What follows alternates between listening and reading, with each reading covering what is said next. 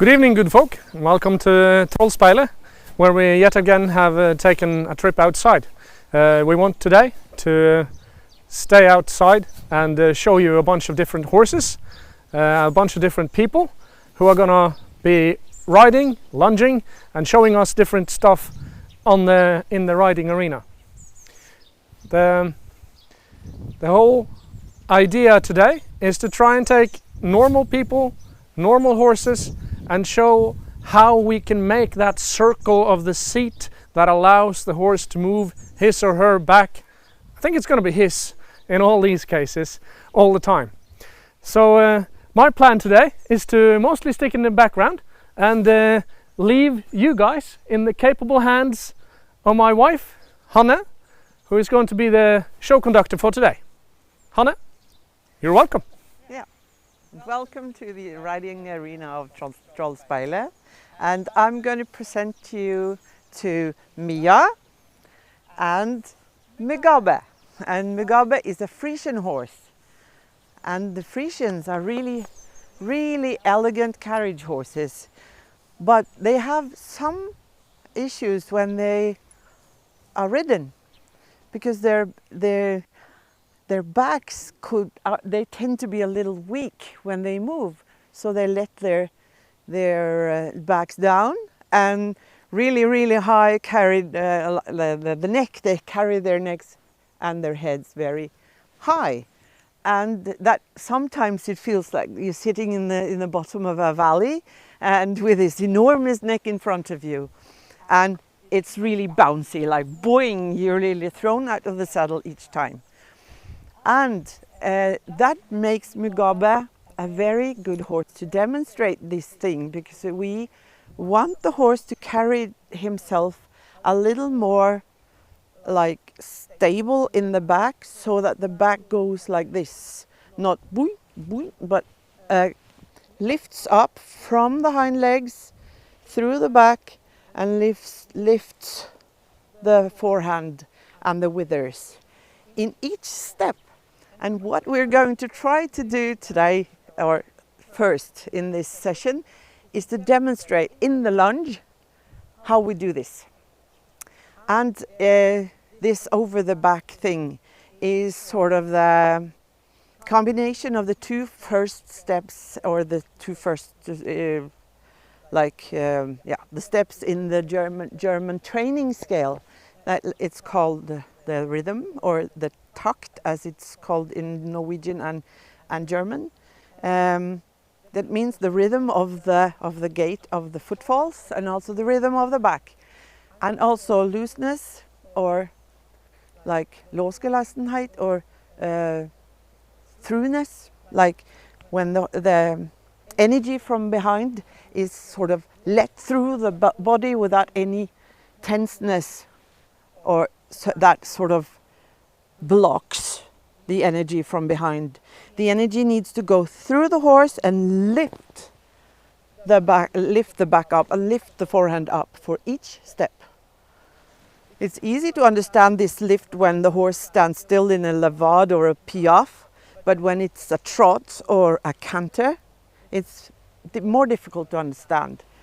And one important prerequisite to the looseness is that the horse is able to relax in the first two joints in the neck. The joint that is between the skull and the first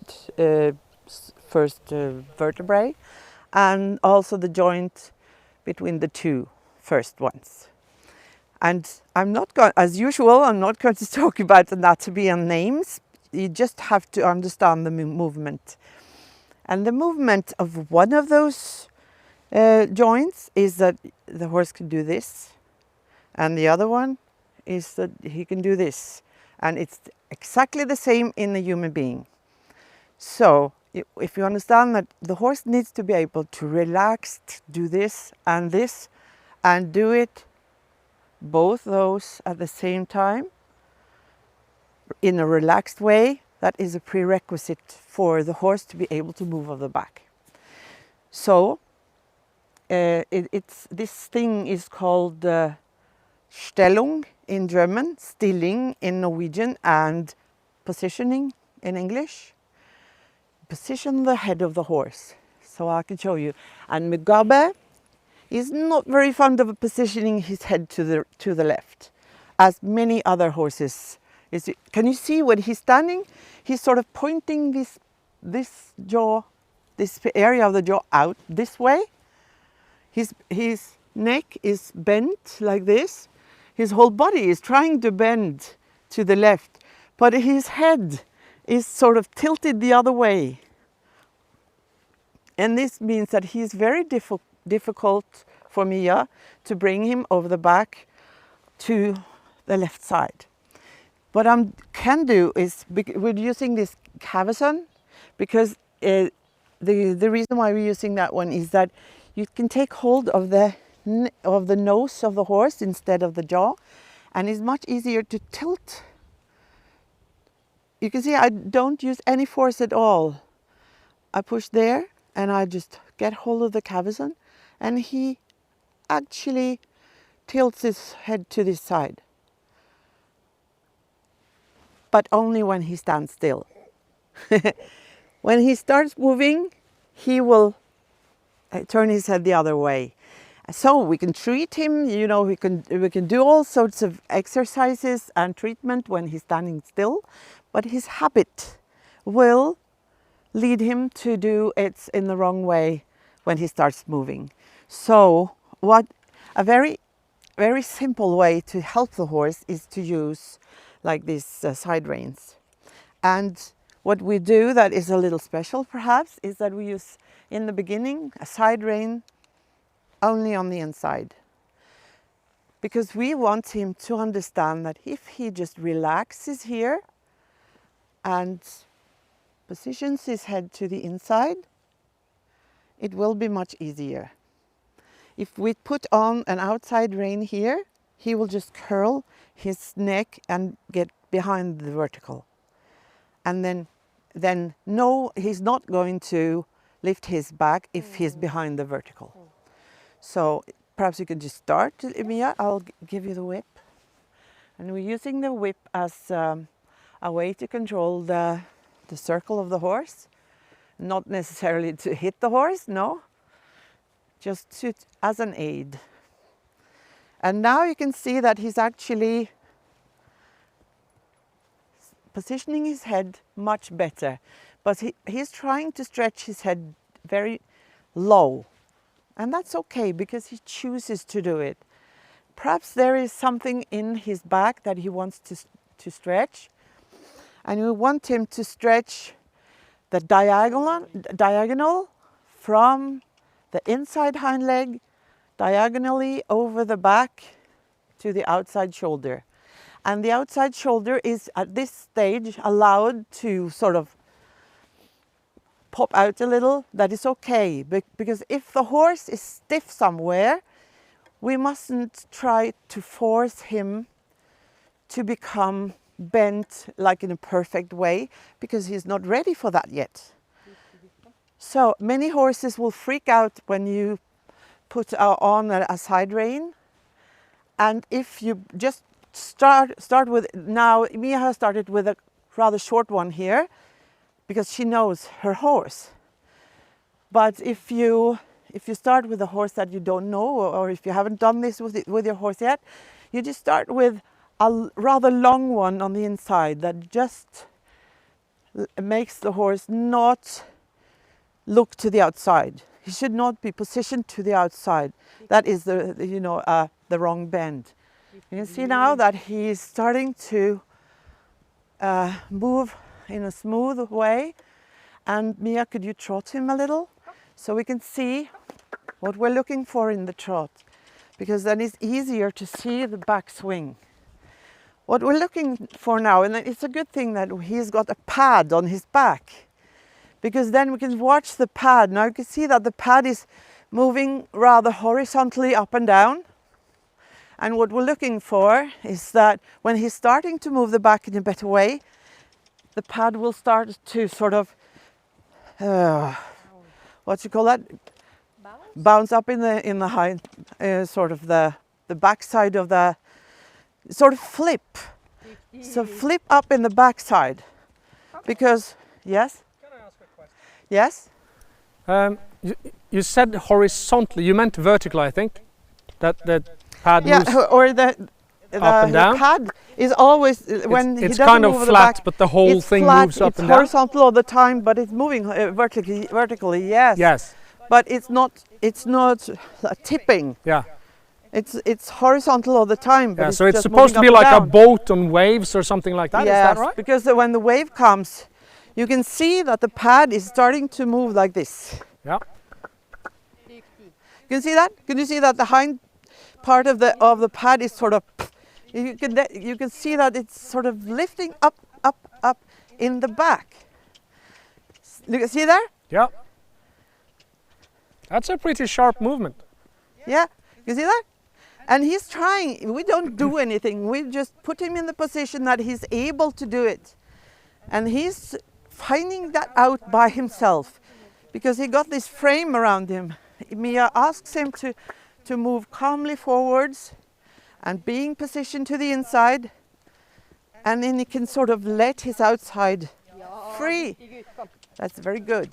So, I guess what you're saying is Yes, that if he isn't, good. if he's not positioned, then he isn't loose.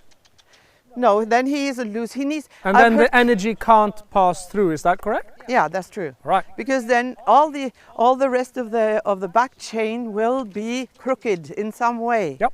Because if it's crooked in the front, Good. he will be crooked another place as well.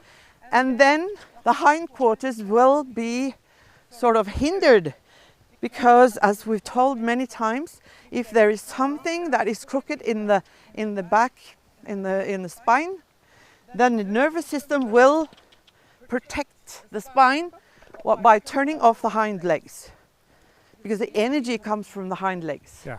So, So we could see you when say we- turning off, you mean sort of turning down sometimes? turning down the energy so Yeah, that so not necessarily on off, but no some yeah, adjustment? yeah. Yeah. So that the horse becomes less energetic. So when we were warming up before we were on, the horse was much more lethargic. Yeah, he was really unwilling to move forwards. But now when he's starting to become a little more loose, he will more willingly go forwards. Yeah, Mia says this is his difficult hand, and most horses are more stiff on the left side. So it's I don't know if should we try on the other side, do you think, or have we seen enough?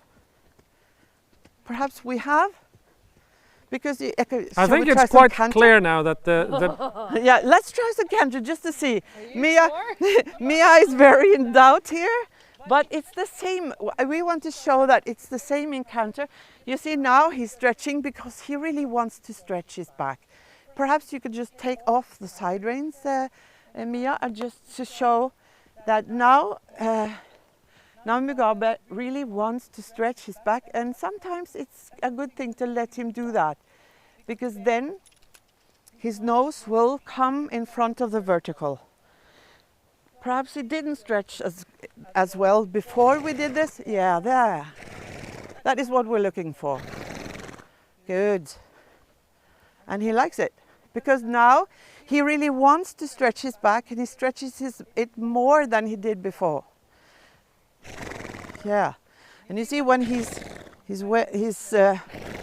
keeping his neck and head down and stretch like this, he's also stretching his back, and every time he moves his legs, he needs to stretch more.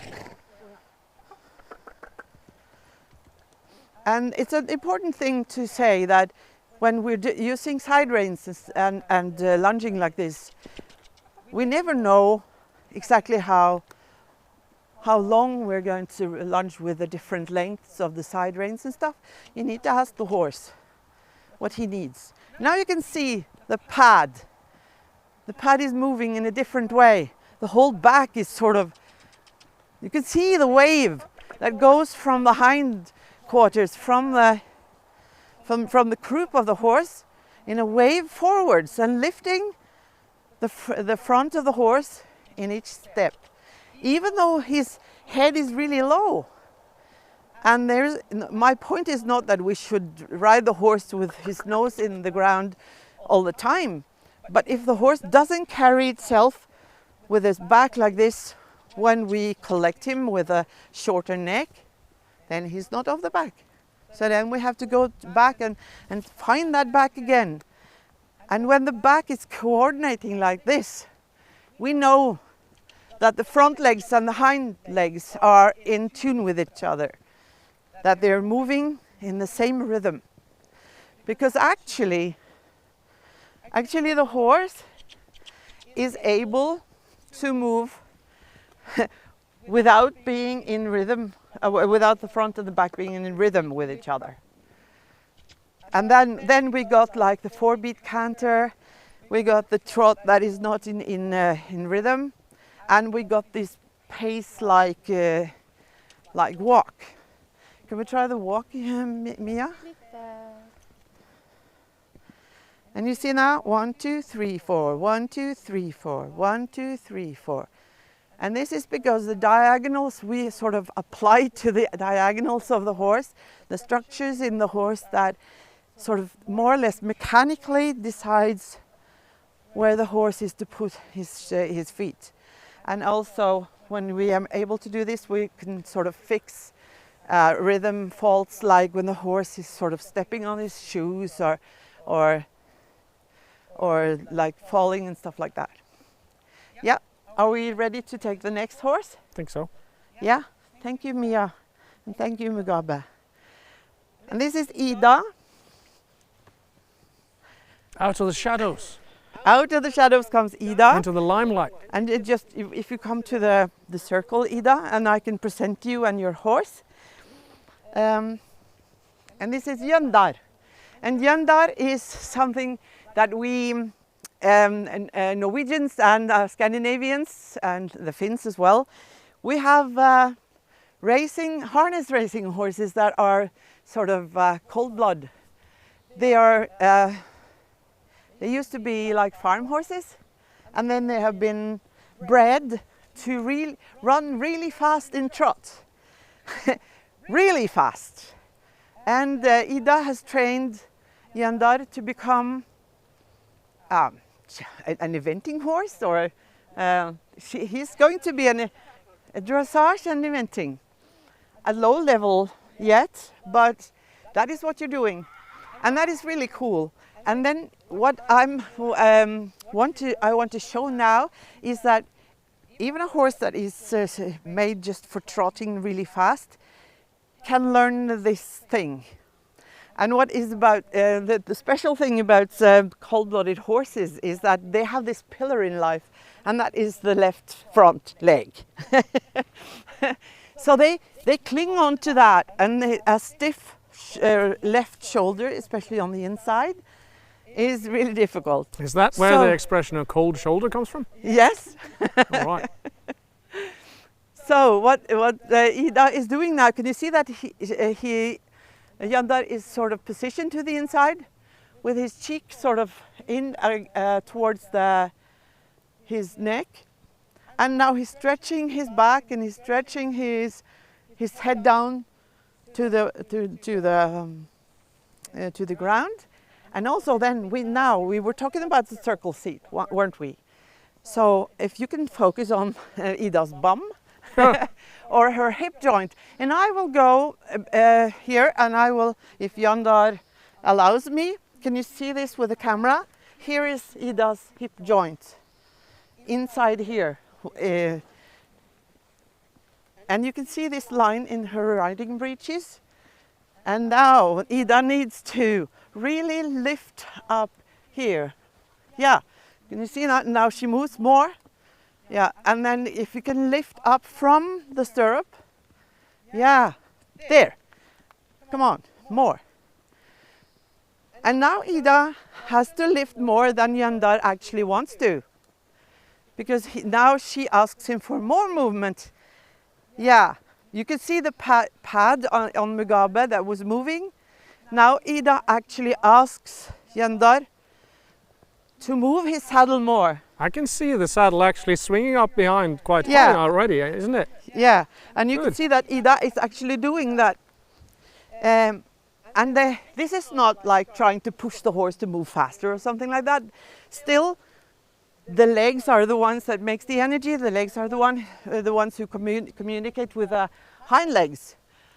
But the seat is actually the conductor that says the rhythm has to be like this. And then you can see now that Ida is she's taking up the reins and ask Jendar to come to the bit. And now, because Jendar is through the back, he can start sort of sniffing on the outside rein. What? Yeah. That was a bit unclear to me. Can you expand on that a little bit? Yeah, because when the horse is not over the back, it's very difficult for him to actually go to the outside rein. You need to pull him back to the outside rein because he's not able to lift himself onto the outside rein. All right. So when you say you need to pull him, in order to reach the mouth of the horse, if the horse isn't through, Yeah. then you have to pull. Yeah. All right, and that's the you wrong. take- That's yeah. obviously the wrong thing to do, right? Yeah. Okay. But you can, of course, you can feel like you're not pulling because the contact is soft. It can even be very loose. Yep. But the horse is not stretching into your hand. Yep. So that is what we want. So we want the horse to stretch into your hand and take the contact in his in his end. So both of you and you can see on Ida's hands, they're very soft. Can we try some trots, Ida? Just like, and can you see that? Can you see her hip joint? It's moving. And now, because Jendar he hasn't done this for a very long time, just a couple of months or something, you can see that the full circle is not yet there. And what Ida does then is she rides a little posting trot, and you can see then Jendar says, oh, that was really, really relaxing. Then I can stretch my back. Yeah, and the rhythm becomes relaxed and very, very like regular. Regular rhythm. The trot is supposed to be like 2 times. It looked to me in the beginning as if sort of the legs weren't moving far enough, so the horse was sort of a bit short and stubby in his movements. But that changed quite a lot when she posting to the trot. Why is that? Yeah, and why is that? Because it can be many things. It could be that I think that the horse is sort of expecting that when you're sitting down, he becomes a little tense, and then the rider becomes a little tense, and then I know that one of Ida's hips is a little stiff, and she struggles with that. So there are many reasons why this happens, and then we need to find out what that is and work with it. Yeah. So what happened was that when she started, she felt that, I think. Is that right? Yeah, she felt that, and then you changed in order to improve it, did you? Yeah. Very nice. It was easily. And then she starts to run again. Yeah, you can see that the circle is sort of a half circle, isn't it, Ida? More like a D.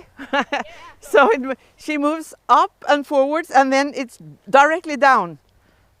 Yeah, and then now it's starting to become better. Yeah. So when the horse is completely over the back and relaxed, and also with energy from the hindquarters, then you could feel that this circle goes the whole way around. Yeah, good. Very good.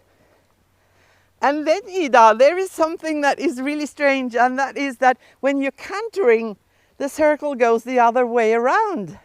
I know. Finally, yeah. Because we had a long time, Ida had struggled to to understand this thing that the circle goes the other way around when you're cantering. And now we got this left hand side thingy that you're supposed to bend the horse around this stubborn inside front leg. But are you able to canter now? Yep. Let's try. Yeah, and you see that she's positioning the horse to the inside and then she lets him down. Yeah, so it's sort of a half halt, positioning to the inside and then, yeah. He wants to have the 4-beat. Yeah, she says he wants to have the 4-beat canter because that is difficult for him to get the 3-beat canter, and then he loses the canter because it's difficult. But that is no problem. But then we just try again, and then Ida wants to try the other way because it's easier for him then, isn't it? Easier on the right side. It's Yep. easier to make the 3-beat. Yeah. And then so the 4-beat canter comes from a stiff. One place in the horse he's stiff, and as a rider we don't need to know where that stiffness is. We just need to improve the movement. So we position the horse to the inside and lets him stretch. Yeah. And then she moves her hips. Come on. Yeah. So the hips go forwards and up. Yeah. Up, up, up, up in the end. Because the canter movement is really big. Good. Good. That's very good. So let's go down to walk again. And the transitions also get good when the horse is over the back in all the gaits. So we don't focus that much on the transitions. We focus on the quality of the gait, and then the transitions will sort of fix themselves. So if you give him all of the rein now, he will stretch his whole top line. And he will do that. You don't have to teach him to do that. He just does it because it's good to stretch. Okay, shall we take the next horse and rider? And that is Pelle with my horse.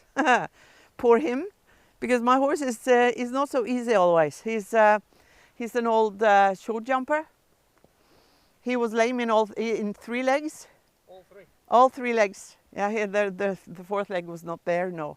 He's a very nice horse, but he has got all kinds of crookedness in his body. But you can see that Pelle is doing the same as Ida did. But Pelle has, his problem is that he's so strong. Yeah, and then he gets a little offended. No. That is also a very, of course, a big strength to be strong, but also he has been training with like weightlifting and stuff without doing suppling exercises for many, many years. So his hips were so stiff when he started to ride. So then it's a very good thing to train on a horse like Dalton, that is my horse, that is so sensitive in his back.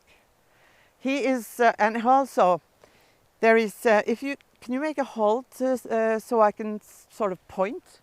I might be able to just stop. Yeah, he's not very good at halting. He's not doing the halt. He can stop. He's the underneck. You can see that he's got a very strong muscles here, because I guess as many show jumpers, he's been galloping around with his head in the air, positioned to the outside, and with all these muscles like really working. And this makes all kinds of trouble, because the horse will then try to lift his front legs with his underneck. You can see that also when people are trying to collect a horse, or like doing the levade or the piaffe or the pirouettes, and then the horse sort of tries to lift his head and neck up to lift the front legs without, and the back becomes like this. And this is what this horse really wants to do. So it's difficult to make him do it in a different way. So can you show me, Pelle, what happens when you try to make a transition into trot? So, of course, he might do it correctly now, but let's see. Yeah, he stretches quite well. He's behind the vertical. Yeah, you can see that he really wants to, like, lift his head up, and that's much better. Yeah. And you can see that Pelle is trying with his seat to say to Dalton, no, don't run, don't do this, just continue moving your back. And I think you're doing a splendid job, Pelle, because this is really difficult. So what Pelle is doing now, he's taking his strong body and he's telling the horse, he's telling the saddle to move in that way that we saw on the Frisian. And then the saddle tells Dalton that you mustn't run. You mustn't do this running thing. It hurts your legs. What? What do you mean run? He wasn't running any fast. No, What is this? yeah, that's true. Yeah, when I say run, it's like when he's shuffling along and using his front legs for running, and sort of, and also when the front legs and the hind legs are not sort of attuned to each other. So because Dalton is really stiff in his shoulders, so his front legs wants to make short steps, and he's quite strong in his hind legs. So he's pushing off with them.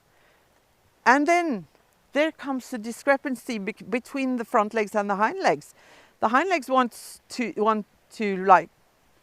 make a extended trot. And the front legs, they can't do it. They sort of come out of the same hole. And then he will sort of stumble along and running to keep up with his own body.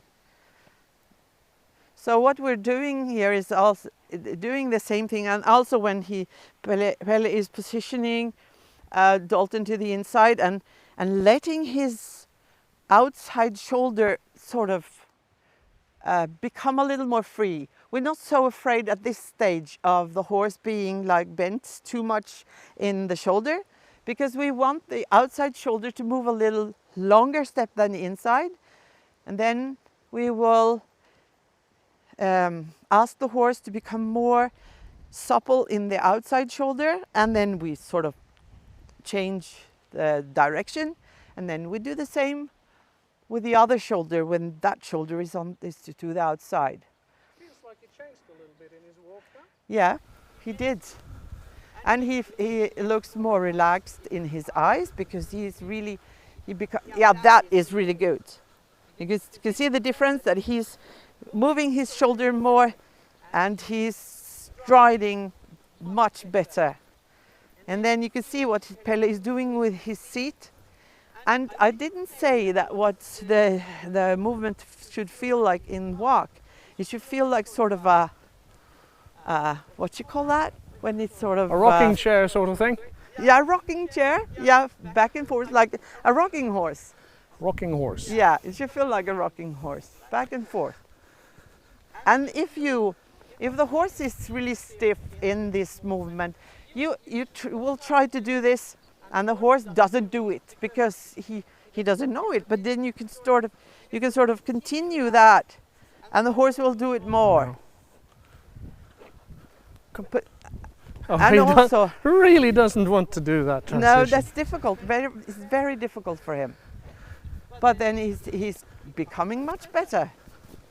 And you can see that Pelle is riding with a very loose rein, because it's important to not control the horse too much when we do this, because we want the horse to be finding his own balance without the rider telling him what to do.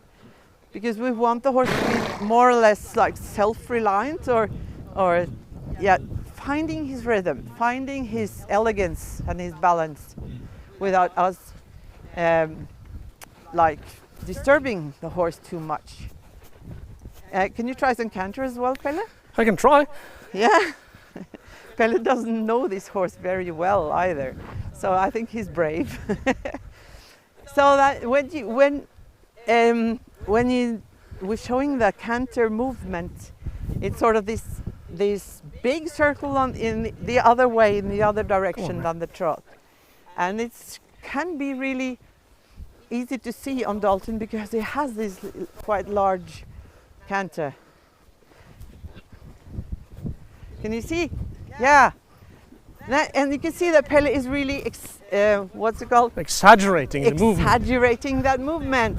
And that is not only because he's demonstrating, it's also because when you do that on Dalton and sort of lift yourself up in the end of the stride, he will feel this sort of loosening of the weight and the change of the weights from the seat bones to where the stirrups sort of are attached to the saddle.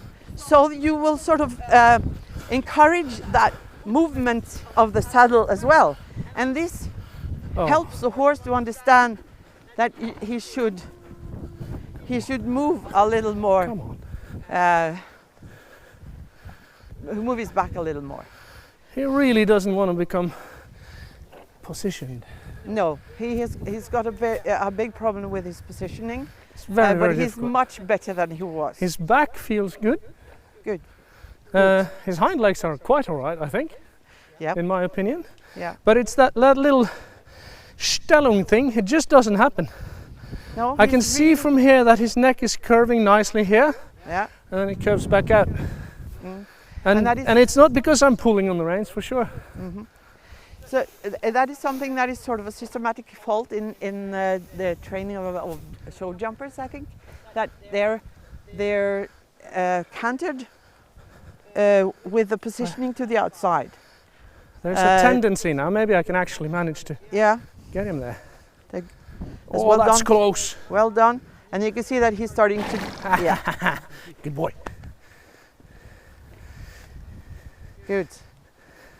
And you can see that he's using his shoulder more, and he's sort of using the energy comes through the horse. Come on. Because he's got a lot of energy in his hind legs. Hey, he's There's very no problem. strong. That's not the problem. Yeah. He's like me. Yes, yeah. Tense and strong. Tense and strong. Yeah. So all horses have their different issues. And it's not many people say, oh, it's because of the former owner. He was not very good at riding or something like that. But it's not that. It's like, everybody's got faults. And all the horses got problems, more or less. And the problems often come from other things than riding. I have a thing that I like to think about that. Yeah? And say. Say it. I'm going to turn around. It's you can say it's faults, but it's quite as well to say that it isn't faults. It is qualities that you need to develop. Yeah.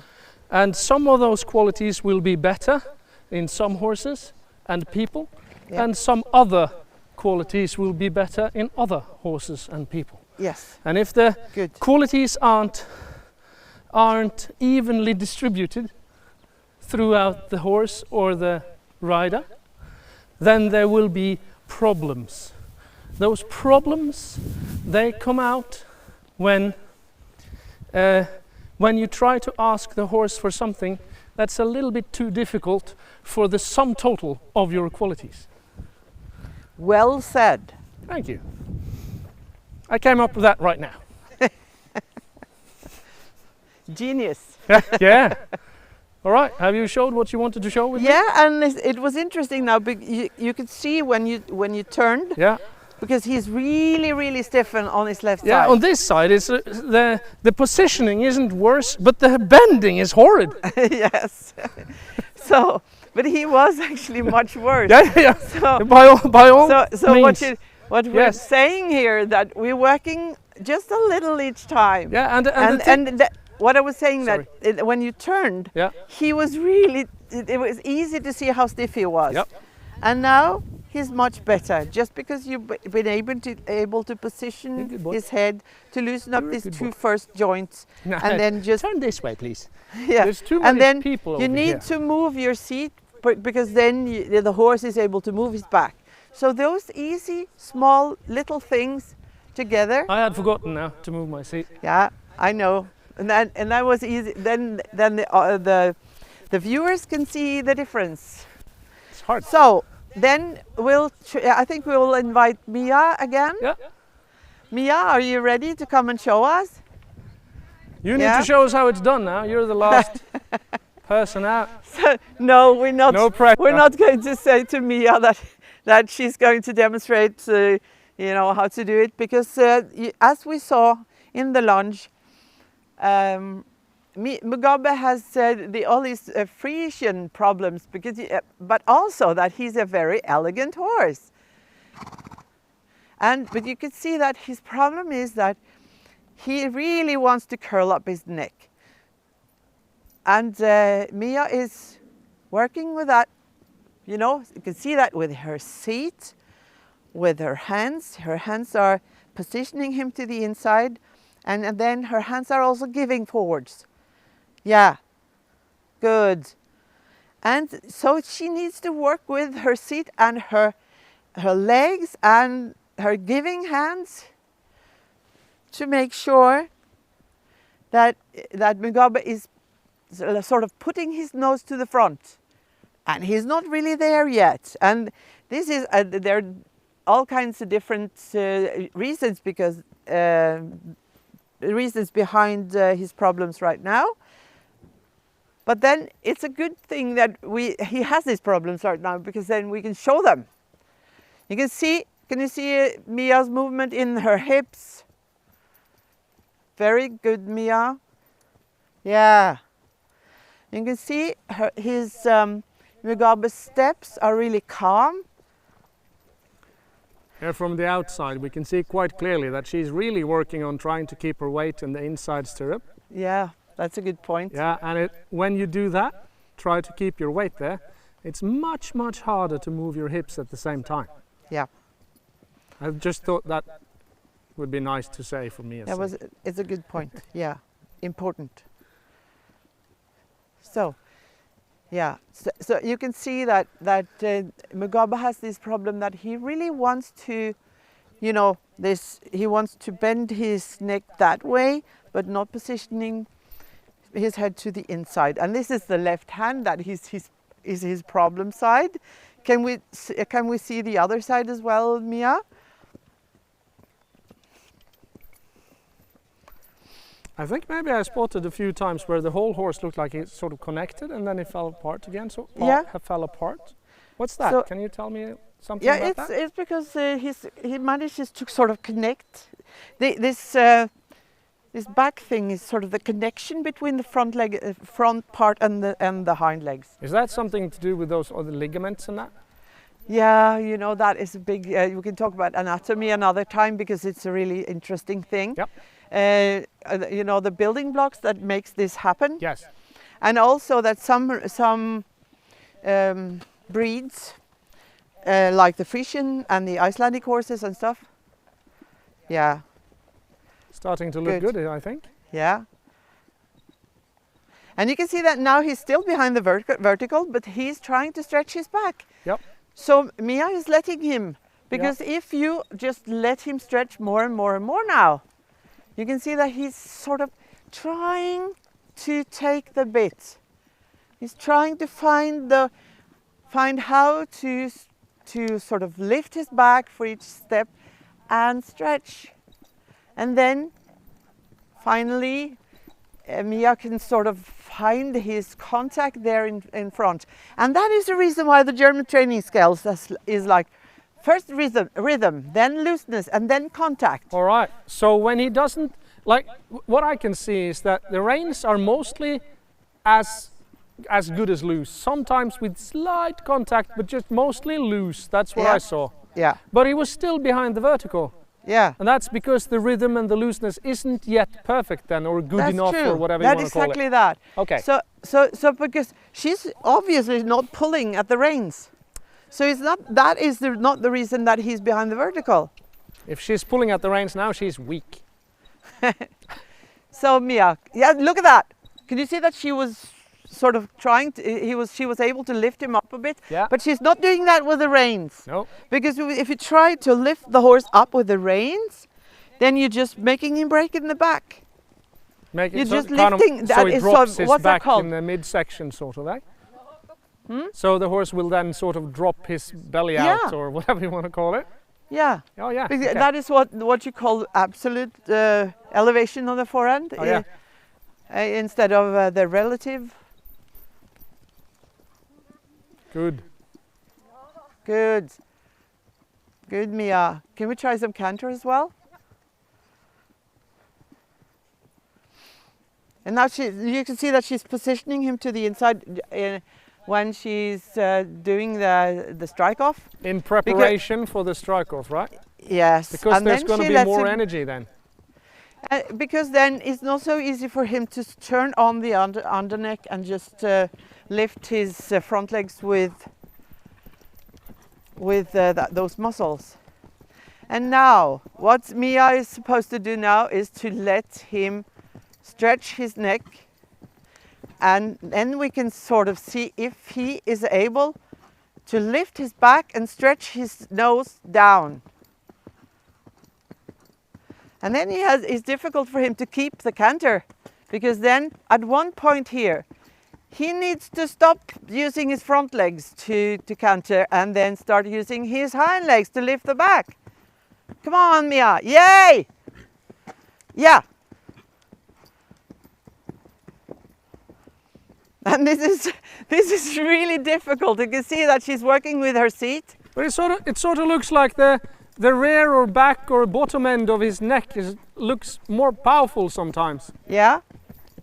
And you know, now she's trying to access all of the top line. So not just the muscles under the saddle, but all the muscles in the neck. And there you can Well see done. that he broke into trot because It was hard. it's difficult. It's really hard for the top line. Now we're trying the other way. And now it's not supposed to become perfect. So, but this is, I think we've been able to show Mia. I think you're doing a good job. It's very good. Because we're able to see what's happening when he stretches. And once again, the canter.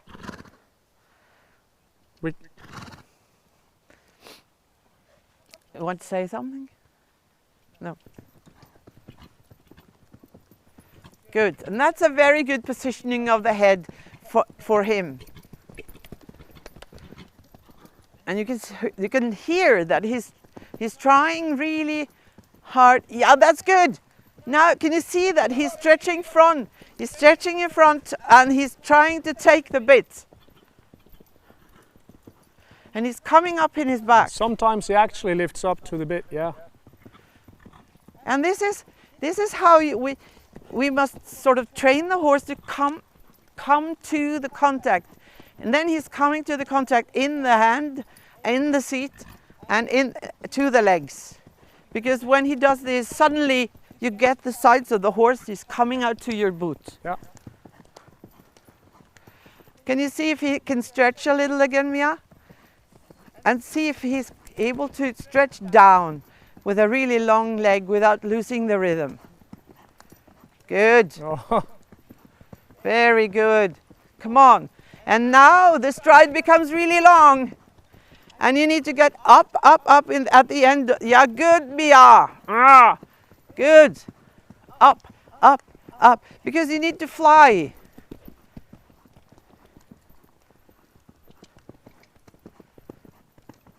Good. that's the dream, isn't it? Flying with a black Frisian. Yeah. Because Well, black Frisian. many people just hold their horses to make them too short, and then you don't get this feeling. And even longer, Mia, come on. We're soon finished, so I know this is really, really hard. Good job. Good. And you can see that she's positioning him to the inside with the inside rein once in a while because he really wants to just run off. Good. It's good.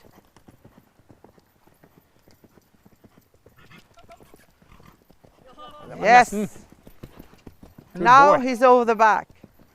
But he's still a little weak in that pattern, so it's not so easy to get him to the reins. And then Quite yet? just as he stretched, he came to the slippery place. Yeah. Poor boy. Oh, well done. You can hear Well that done. he's trying to stretch. And if it, yeah. And then you can hear that the rhythm becomes better. And he's not that noisy when he lands. Much softer, actually. Much So softer.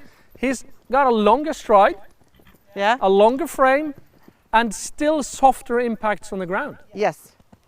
And the reason is that he's so of course cushioning the landing much better with his muscles instead of just banging his joints Instead down. of just straight jarring joints. Yes. All right. So, thank Well you, done. Mia. Very Thank you well very done. much. So, then, have we got some questions? Nobody? We've been talking so fast now, so there's no need for questions. Really well done. Have you got some questions? I think we have covered quite a lot, actually. Yeah? I'm happy. Yeah. Really well done, all of you. Good. We even got a little bit of a Norwegian summer with Yeah. some rain, and Rain and sun and everything. I'm Yeah. happy. hopefully now we'll get mosquitoes when the day is done. So, okay, let's just end it there then. Yeah, I think so. Mhm. I think that we should call this the end of this program. We're not yet sure of the next one, are we? No, I think we're sure that it's going to be outside if it's not raining very much. Yeah. And that we will continue to work with the horses and show different ways different exercises that we're using to, for instance, to help horses with different problems. But we're not quite sure yet, and we need to know what horses we've got to work with at that time and stuff like that. Yep. But we're going to because now we have summer, we have light in the evening, and then we are much freer to be outside. So yeah. Oh, there's a question. Fire away. This is Stine Christiansen, who says, will we feel more in our hands when the back is coming up? Yeah. When the back is coming up, you can sort of feel for the contact, and then you will feel the contact, and the contact will not be that. It will not be hard. The contact should never be hard. It sometimes can be a little like heavy, but then the horse is a little on the front, on the forehand. But when the horse is balancing, the contact will be really soft but stable. Is that? Yeah. Yeah, soft and stable. So the horse is sort of sucking to your, just like a fish on the line, you know, when Just you're not a giving very out. big fish. No, a small fish. And then when you're giving your hands forwards, the horse will sort of follow the contact. Just so we're really clear, the question is, does the horse come more to the hand? Either or, I think. Quite often, people hold onto the reins way too much before there's any real contact. Yeah. Because pulling the rein until you meet resistance isn't contact. No. Contact is that the horse stretches to the hand. So either the horse will become lighter in your hand, or it will come to your hand and become all the things that you said: stable, soft, connected, those things. Sometimes a little bit heavy, but it shouldn't be hard in the sense that if you do something with the rein, there should always be a response in some direction or other. Yes. Good. Other ones? No? Then I think we'll say it's okay for today. Yeah. Thank you guys for joining us yet again. We'll be out here showing you other imperfections in a later show. Thank you guys.